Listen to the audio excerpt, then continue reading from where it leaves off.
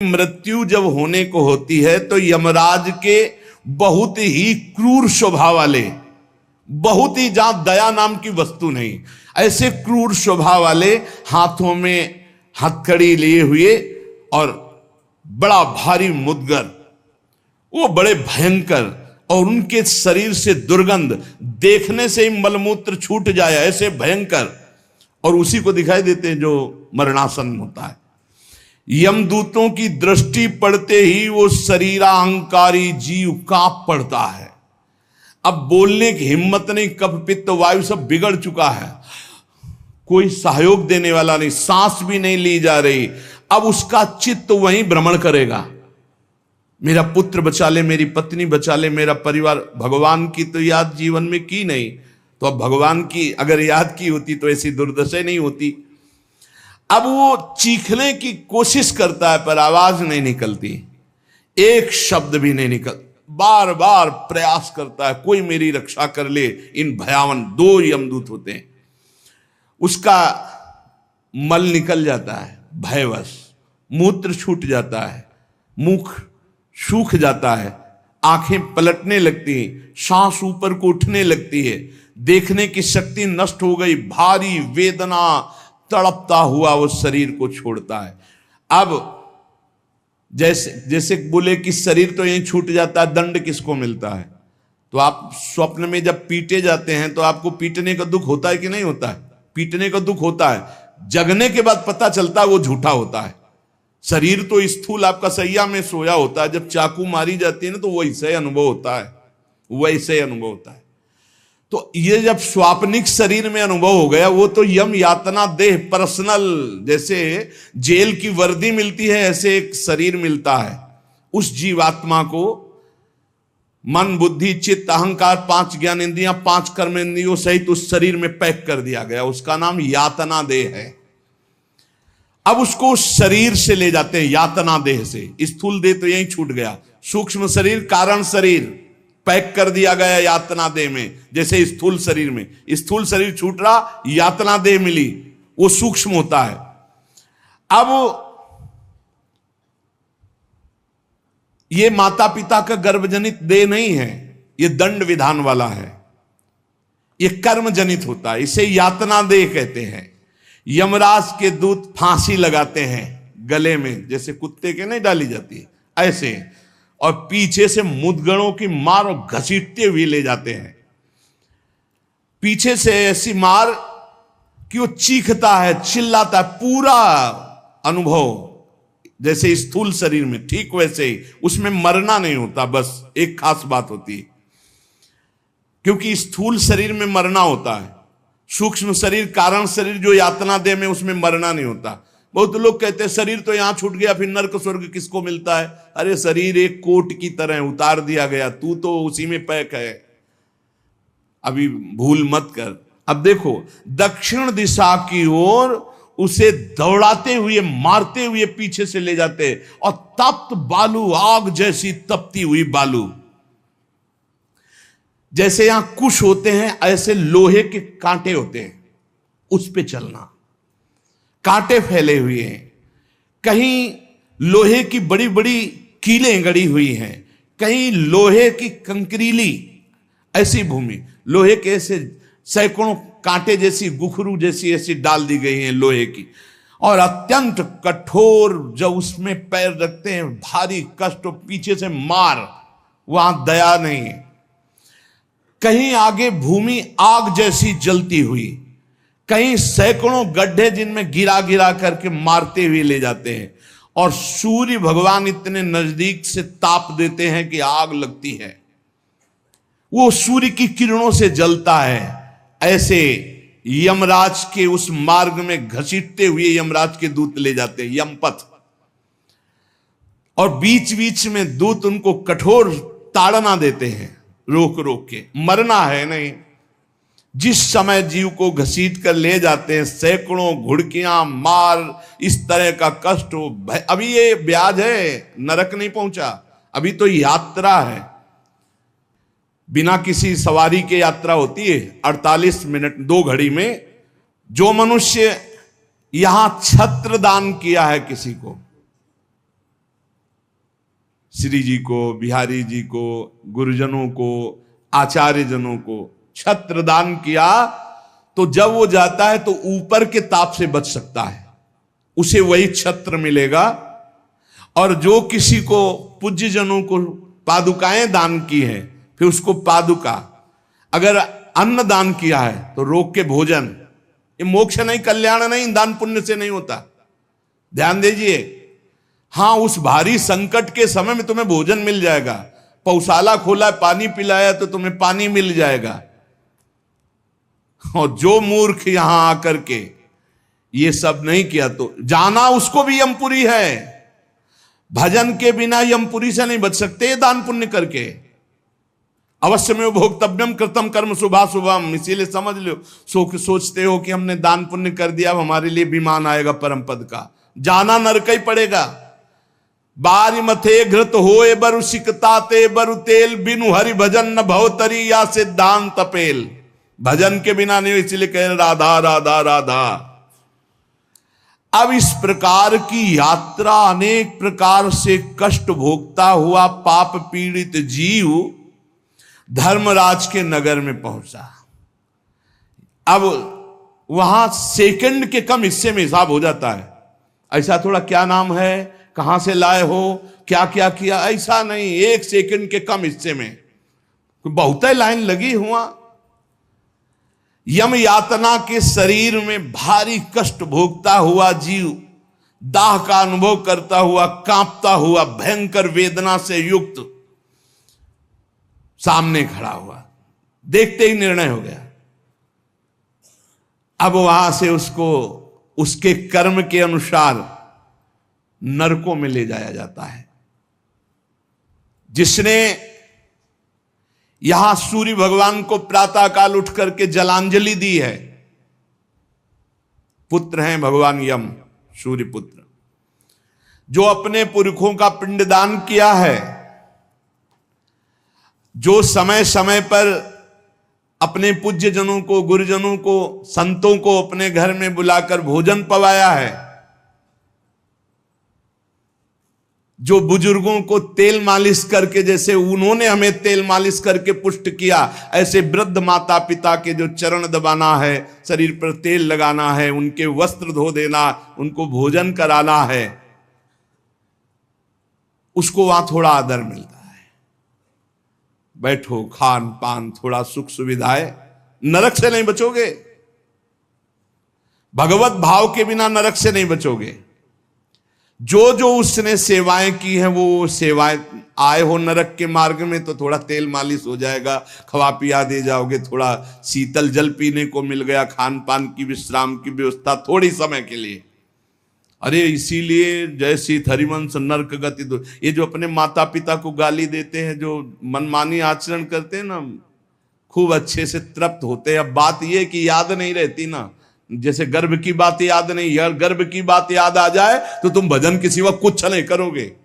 मरने की बात याद आ जाए कि पीछे जब मरे थे तो कितना कष्ट हुआ, मां के गर्भ में रहे कितना कष्ट हुआ, ऐसी जेल तो है ही नहीं मां के गर्भ जैसी, विचार करके देखो। अब वो मृतक जीव जो जो सुविधाएं दान की थी, वो उसे कुछ दिन के लिए वहां सैया मिल गई, भोजन मिल गया, विश्राम मिल गया। कुछ दिन के लिए भाई, बहुत होश में, दान पुण्य के भरोसे मत रहना। अब जब वो पुण्य खत्म हुआ उनका, तो यमदूत उनको साथ लेकर गए। 12 दिन तक उसको पुण्यों के भोग का अवसर मिलता, तभी तक 13वीं तक कहते हैं जीव को नरक की गति नहीं दी जाती। 12 दिन तक उसको होगा कोई विश्रामालय, उसमें रखा जाता है। 12 दिन तक जो पुण्य सुकृत हुए उनको भोग लो, अभी आराम कर लो, नरक आए हो। अब नरक में प्रवेश होगा 13 के बाद, तभी कहा जाता है जल्दी जल्दी 12-13 दिन खूब पुण्य कर ले, उसको दान करो आत्मा को, तो उसकी उन्नति हो जाएगी। कोई ये झूठी बातें नहीं है। और राधा नाम बोल दिया एक बार तो इसके बराबर कौन सा पुण्य होगा। यमराज के खाते में पुण्य वाला है ही नहीं ऐसा जितना राधा। अरे जाना ही नहीं पड़ेगा भैया, राधा नाम जिसकी जिह्वा से निकाल, अनुल्लिख्यानंतानपि तदपराधान मधुपति। इसीलिए तो गरज कर कहते हैं, अब जिनको नरक भोगना है वो नहीं सुनेंगे भगवान नाम महिमा, भगवान नाम जप नहीं करेंगे। 12 दिन के बाद 12 दिन तक वो अपने घर के वालों के दिए हुए पुण्य आदि जो उसको भोगता है।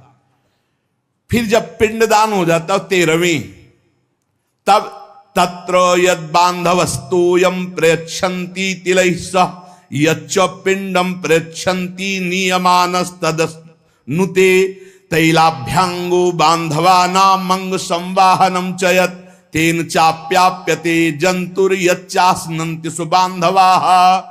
जब शरीर छूटता है उस समय से बहुत होश में रहो, सब कुछ मिलेगा उसको।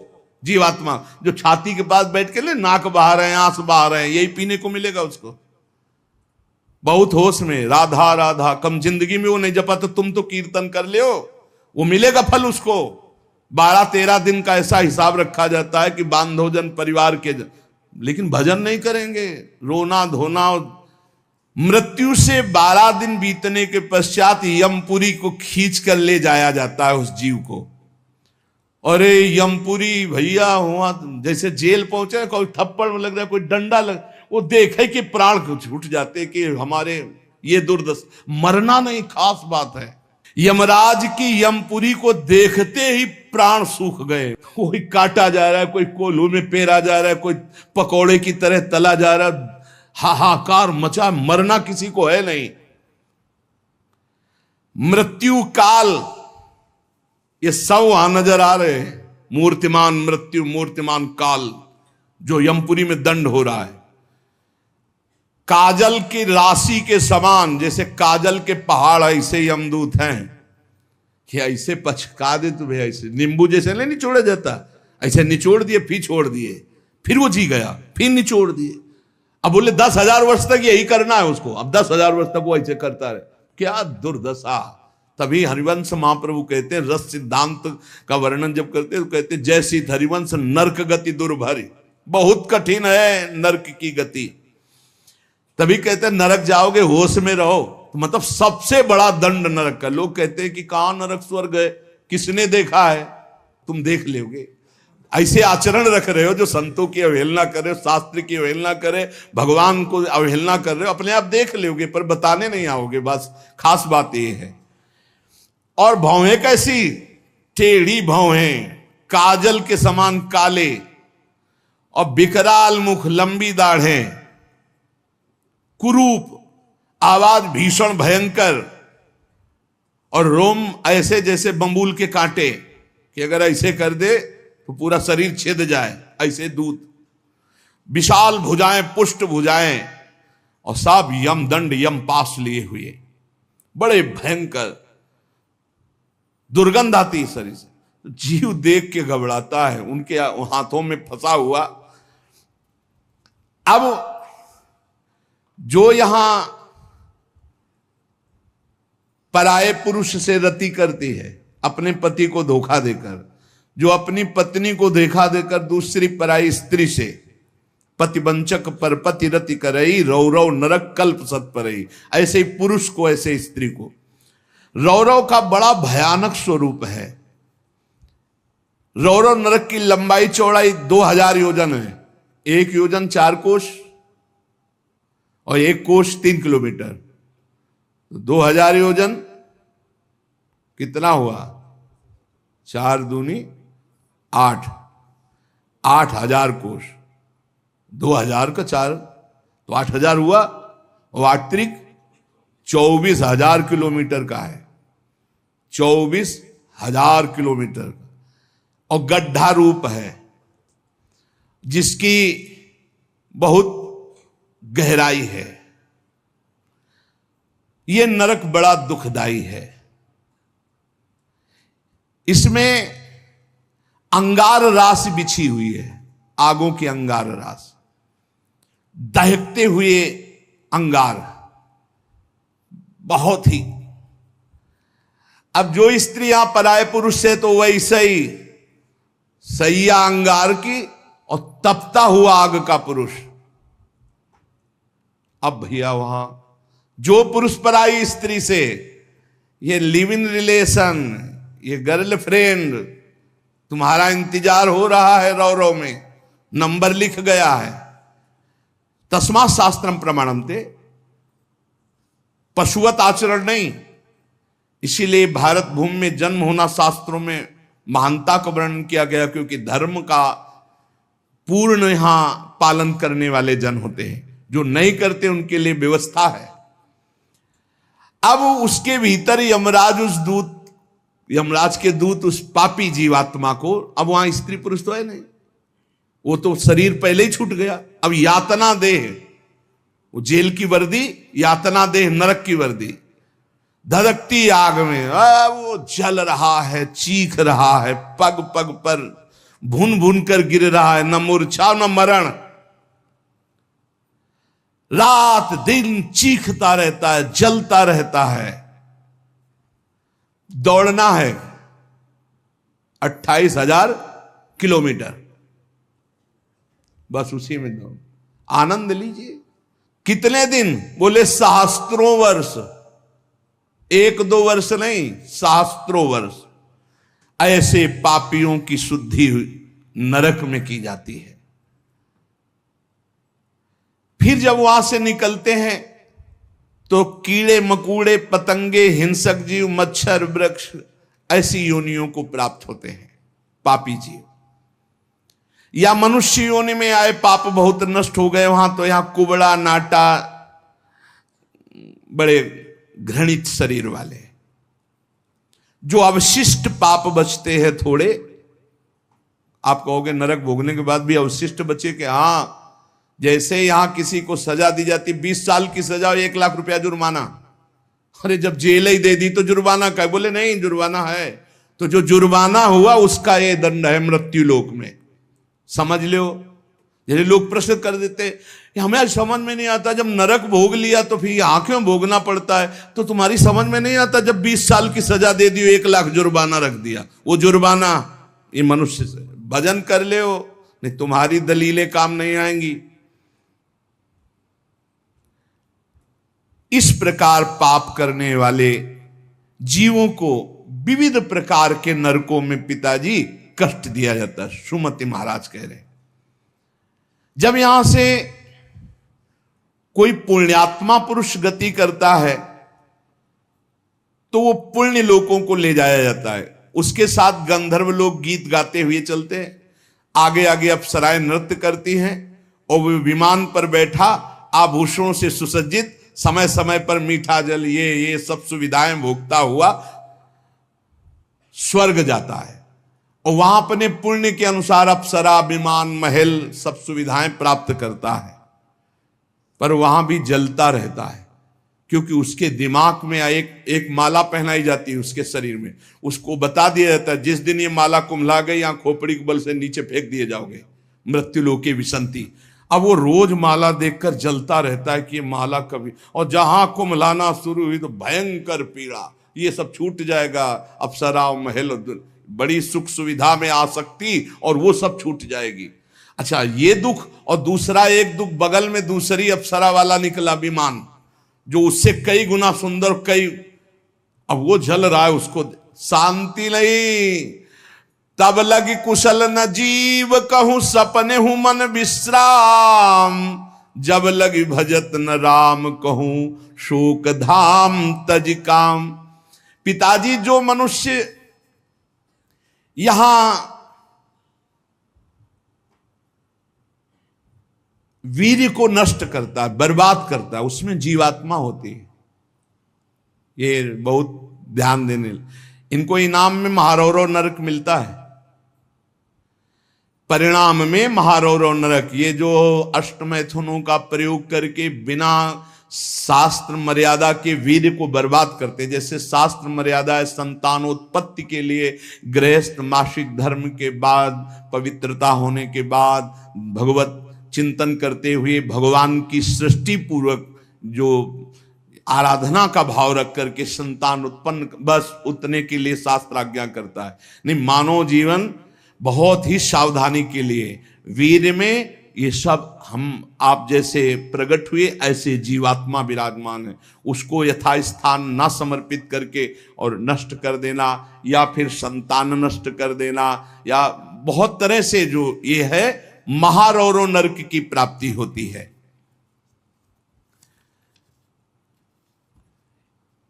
नारकी घोर दुखदाई नरकों में ये जब जीव गिराए जाते हैं तो इनको पहले पता होता कि मेरे इस पाप का दंड मिल रहा है, मैंने जो पाप किया है। बहुत ध्यान देने की बात है, अभी तक जो चर्चा हुई उसमें खास बात यह है, आचरण पवित्र ना होने से नरकों की प्राप्ति समझ लो।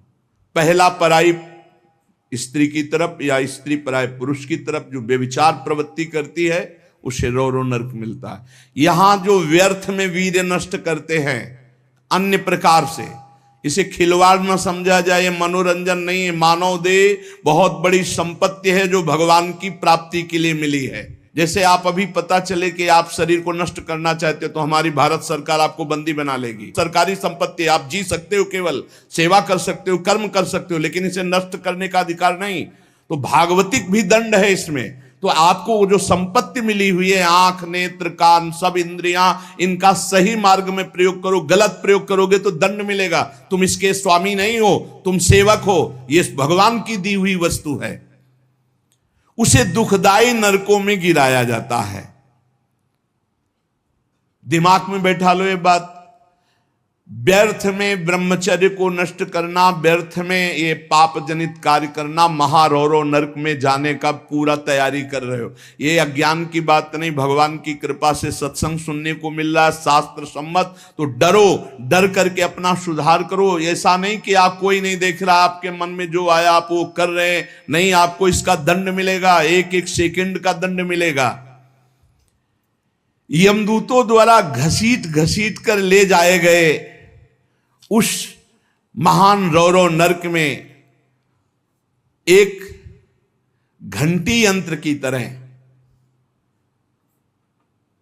उसमें बड़े बड़े कांटे ऐसे हैं जैसे खजूर के, वो घूमता हुआ है। इसका विस्तार 12,000 योजन है। बरचौक 48,000 कोष, 12,000 योजन। तांबे की सी तपती हुई, धधकती हुई भूमि, और उसमें बिजली जैसा यंत्र घूमने, और बड़े बड़े खजूर जैसे कांटे, और ऊपर से उसमें फेंक दिया। तड़पता है ऐसे, बस उसी में तड़पते घूमते रहो। अरे बड़ा कष्ट में, वहां मरना नहीं है तो वहां पूरा खेल बहुत कष्ट का है। नीचे से धधकती आग, ऊपर से राउंड करने वाला बिजली का जैसे झूला, और उसमें बड़े बड़े कांटे। अब फेंक दिया गया, और तड़प कर दूसरी तरफ गिरता है तो कांटे कांटे कांटे, नीचे गिरता है तो आग, फिर उठाकर उसके होश में मनमानी आचरण नहीं। यमदूत उसके हाथ पैर बांध देते हैं, फिर उसमें डालते हैं। इसी महारौरो नरक में एक स्थान, उसी 12,000 योजन वाले में, कौआ, बगुला, बिच्छू, मच्छर, गिद्ध और इन सबकी चोंचे, पूंछ सब लोहे की जैसी, वज्र जैसी कठोर, उसे नोचवाया जाता है। किसको? ये जो नहीं भूंज के मुर्गा मुर्गी बकरी बकरा नहीं, बड़े स्वाद से बोले चिमटी से खाते हैं ऐसे, वैसे चिमटी जैसी नोच, जिंदा नोच नोच के, वो उसमें वहां कोई बचाने वाला नहीं। इसलिए कह रहे मान जाओ, बंद कर दो। अब लो नसानी, अब ना न सही हो। इतने बड़े तुम भारत लेवल के, विश्व लेवल के महावीर नहीं बनोगे मुर्गा बकरी और अंडा खा करके कि हाँ तुम्हारी जय हो जाएगी, पराजय हो जाएगी। बंद कर दे रे। ये मांस मछली जीवों की हत्या करना, मनुष्य जन्म बहुत सुंदर मिला है भगवत प्राप्ति के लिए। जिनके कानों में पड़ रहे हो, हाथ जोड़कर प्रार्थना है, रौरो नरक, महारौरो नरक की तैयारी मत करो। ये मुर्गा मछली बंद कर दो। इतने बड़े बलवान नहीं हो जाओगे कि यमदूतों को पटक दो। यमराज के पास लौट के गए, बोले बहुत धुनाई हुई है। वो तो केवल हरि पार्षद कर सकते, दूसरे लई। नारायण पुकारा तो हरि पार्षद आ गए, बचा लिया। उसे समझो कौवे, बगुले, बिच्छू, मच्छर, गिद्ध, ऐसे मच्छर ऐसा जो पूरा ऐसे इंजेक्शन जैसे बड़े बड़े ऐसे वज्र के समान जिनकी चोंचें मार मार करके नोचते हैं। अब वो व्याकुल छटपटाता है, आप जब कर्म सुधारने थे तब तो मनमानी आचरण करते हो। ये बहुत संभल के, ये हम इसीलिए सुना रहे हैं कि जो नहीं समझ रहे कुछ नहीं, देख लेना भैया, देख लेना। बोले कि यहां कोई देखने को मिलता है? हाँ देखने को मिलता है। मर्सरीज गाड़ी में लग गई आग, वो अंदर है, जिंदा भून गए। ये क्या है तुम्हें समझ में नहीं आ रहा है? तुम जिंदा भून के खाते हो तो समय तुम्हें जिंदा भून देगा। तुम दूसरे को काट के खाते हो, एक्सीडेंट हुआ, यहां घुसा यहां घुसा, निकलने के चांस नहीं, तड़प कर मरो। कर्म को अवश्य में भोक्तव्यम कृतम कर्म शुभाशुभम। किस जन्म का कौन सा कर्म तुम्हें दंड दे दे, डरो। यहां सब कुछ दिखाई दे रहा है, तुम आंख खोल करके देख लो। एक बेटा है जो जीवन भर सुख देता है, एक बेटा है जो जीवन भर दुख देता है। एक पत्नी है जो देखते ही हृदय आनंदित हो जाए घर में जाते, और एक है कि देखते ही जलकर भून जाओ। एक पति है जो पूरे जीवन सुख देता है, एक है कि जीना मुश्किल। ये सब कर्मों का फल भोगना पड़ता है। अब दूषित बुद्धि के कारण जो जो पाप किया, 10 करोड़ वर्ष दूसरों का मांस खाने वाले के ये गिद्धादि नोच नोच के खाते, मरना वहां है नहीं। खा गए फिर मांसुदय, फिर खा गए फिर मांसुदय, होश में। अरे कुछ ना हो भैया, नमक रोटी खाओ, संयम से रहो तो बढ़िया बल आ जाएगा। शरीर में बल को तो तुम नष्ट कर रहे, ऊपर से डालने से क्या होगा? पक्का कहते हैं अगर आप 10 वर्ष ब्रह्मचर्य रहो तो तुम्हारे अंदर ऐसी सामर्थ्य आ जाएगी कि क्या करूं, कहां कौन सी मेहनत करूं, ऐसा तुम्हारे अंदर आने लगेगा। बचपन से ही धर्म विरुद्ध आचरण। अरे इंद्रियों को वश में करने के लिए मुर्गा मछली वाली ताकत थोड़ी चाहिए, पवित्रता की ताकत चाहिए। ये मन के गुलाम, इंद्रियों के गुलाम पाप कर्म 10 करोड़ वर्ष भोगने पर फिर उसको मनुष्य लोक में भेजा जाता है। और फिर कैसे भेजा? मुर्गा बना के। फिर वो चाकू, समझ रहे हो ना, जिसको तुमने काटा था, फिर बहुत बड़ा। इसीलिए कहा गया, सेवक जी महाराज करें, संस्कृति मांझ बरियाई के पायो मानुष दे वृथाकत पार। अरे संस्कृति चक्र को रोक के भगवान कृपा करके तुम्हें मनुष्य दे दिए, और सत्संग भी सुना रहे कि हमें पता नहीं था, तो अब पाप कर्म करना बंद कर दो। देखो कैसे घृणित पदार्थ खाते। अंडे में क्या भरा है, कितना दलित दुर। हाँ बोले हम बलवान बन रहे, विटामिन पी रहे हैं। क्या करें? हाँ मतलब गजब, उल्टी हो जाए देख के। अंडे में जो भरा है उल्टी हो जाए देख के। कर्म काल तुम्हें दंड देगा। मान लो जीवों के प्रति दया का भाव सबसे बड़ा धर्म है। परहित सरिस धर्म नहीं, जीवे दया, जीव पर दया करो। ये जो अपराध कर रहे हो, अरे भाई एक एक जैसे चबेना चबाते हैं ना, ऐसे मछली चावल खाते हैं। जिंदे खाएंगे यमदूत वहां, ये सब यमदूते हैं जो बड़ी बड़ी चोच वाले। अब महारौरों के कष्ट को कैसे तुम्हें बताए। उसी के बगल में है शिवातम नामक एक नरक, जहां भीषण सर्दी ही सर्दी है। इधर जलता हुआ और घूमता चक्र हो ऐसे, फिर बगल में ही एक गिद्ध हो, ये सब। और उसके बगल में शिवातम नामक नरक, रौरव नरक के बराबर में ही है। घोर अंधकार, भीषण सर्दी और दम घुटने वाली गैस। अरे ऐसे ऐसे नरकों का वर्णन पूरा तो आज हो ही नहीं सकता है, केवल वानगी भर दे रहे हैं तुम्हें। घोर अंधकार, भीषण सर्दी और जहरीली गैस, शिवातम नामक नरक। अब वहां छोड़ दिया गया।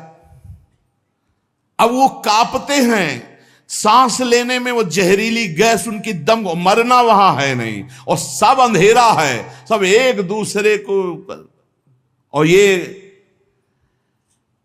वहां इतनी सर्दी की दांत कटकटाते हैं, भूख प्यास अन्य उपद्रव, इसके साथ ऐसी वायु चलती है कि बड़े बड़े ओला, फूट जाए शरीर, भयंकर हड्डियां चर चर टूटती हैं, ऐसे ईंट की तरह ओला गिरते हैं, मज्जा रक्त बह रहा है, अंधेरा भीषण गैस, वो प्राण लेने वाली, क्षुधातुर मनुष्य एक दूसरे को खा रहे हैं वहां नरक में।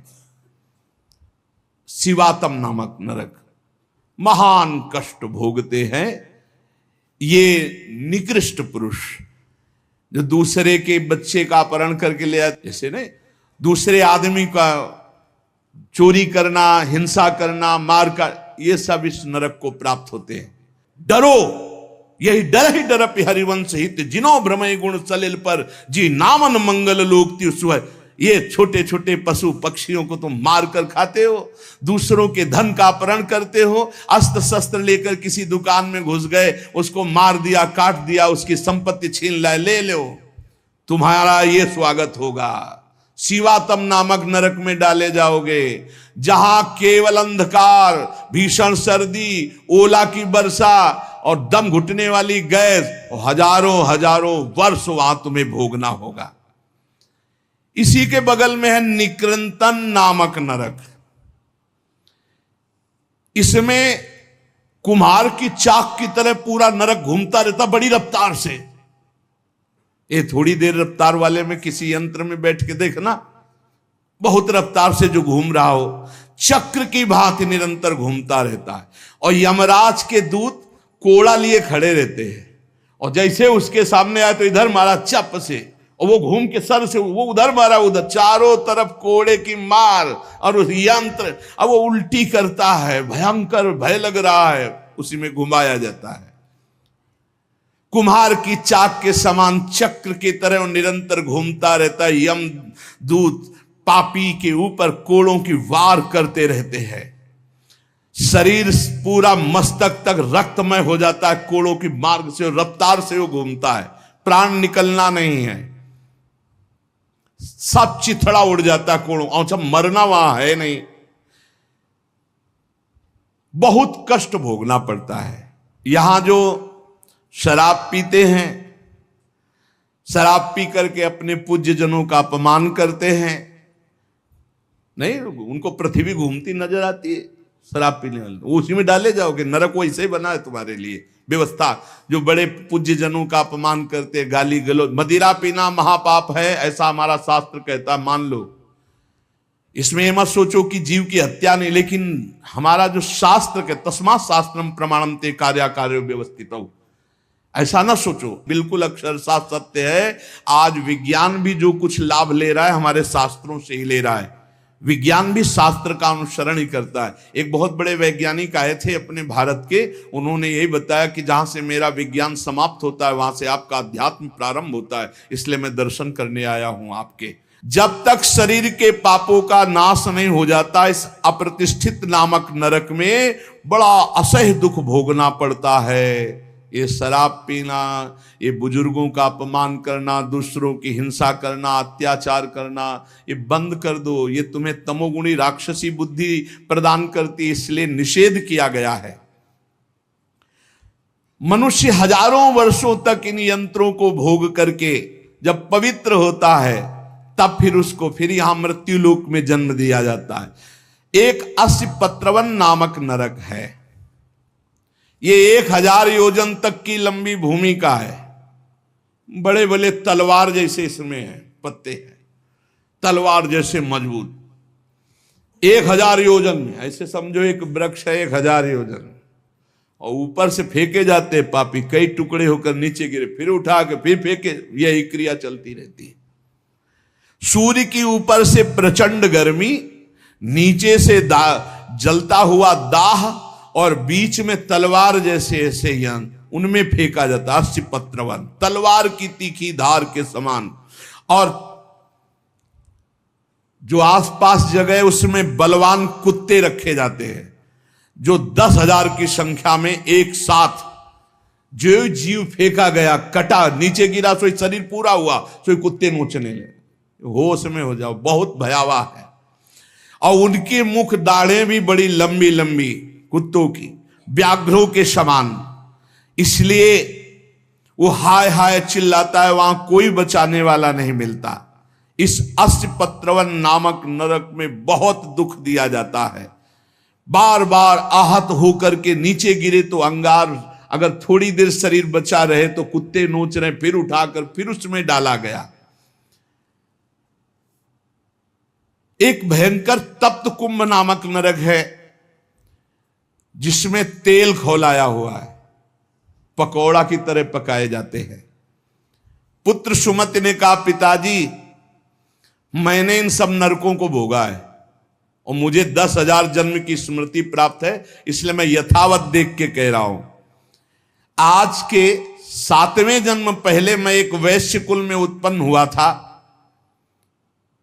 और मुझे अपने कुल की सेवा मिली हुई थी। जो तो एक दिन मैं व्यापार से जा रहा था तो कुछ गौएं पानी पीने जा रही थी।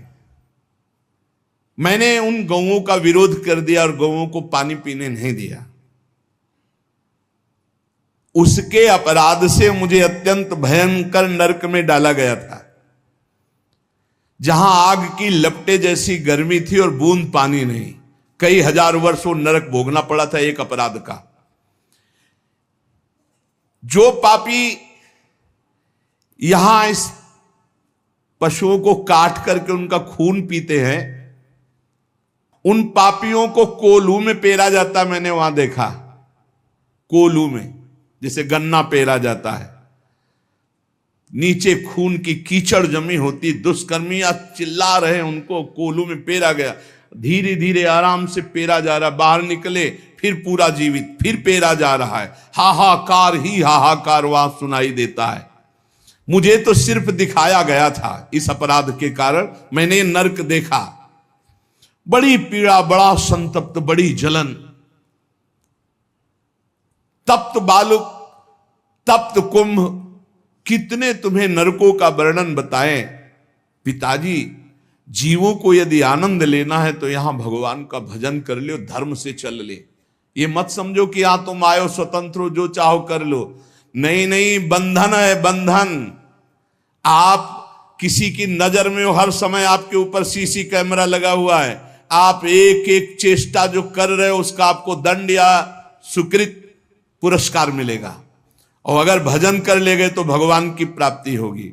जो भगवान का नाम जपते हैं, भगवान के आश्रित हैं, तो भगवान ने कहा अभी जो भी हो गया चिंता मत करो, पीछे जो हो गया सब राधा राधा। भगवान के वचन कभी मिथ्या नहीं होते।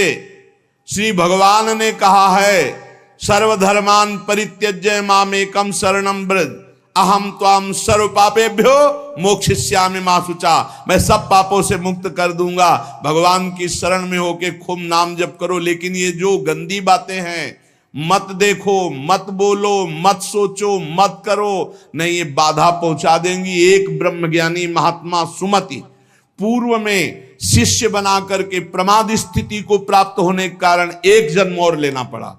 इसलिए छोटी छोटी गलती में चूक हो जाती, फिर भयानक पापाचरण रूपी गलती करके कौन भगवत प्राप्ति कर पाएगा। इसलिए सावधान, नाम जप करो, कोई पाप कर्म ना होने पावे। शास्त्र का स्वाध्याय करो, जिससे तुम्हें पता चलेगा कौन सा पाप कर्म है और कौन सा शुभ कर्म है, और कौन सा ऐसा कर्म है जो शुभ अशुभ दोनों को विध्वंस करके भगवत प्राप्ति कराता है। खूब नाम जप करो, भगवान की शरण में रहो, वो सारे पाप नष्ट कर देंगे। तुम्हें भोगना नहीं पड़ेगा, पर आगे सावधान रहो। पाप उसी के नष्ट होते हैं जो अब लो नसानी अब ना नसइयो, आज तक किया आगे नहीं करूंगा, वही पवित्र होता है। तो ये संकल्प लो, ये नियम लो, ये भगवान से प्रार्थना करो कि हमारे द्वारा किसी का अहित न हो, किसी का अमंगल न हो। हर जीव जीना चाहता है, हर जीव सुखी होना चाहता है। तुम उन्हीं जीवों को दुख देकर कैसे सुखी हो सकते हो। इसलिए सावधान, अपनी जीव को संभालो, अपनी जनेंद्री को संभालो, अपनी बुद्धि को संभालो, खूब नाम जप करो। शेष चर्चा आगे। श्री राधा वल्लभ लाल की।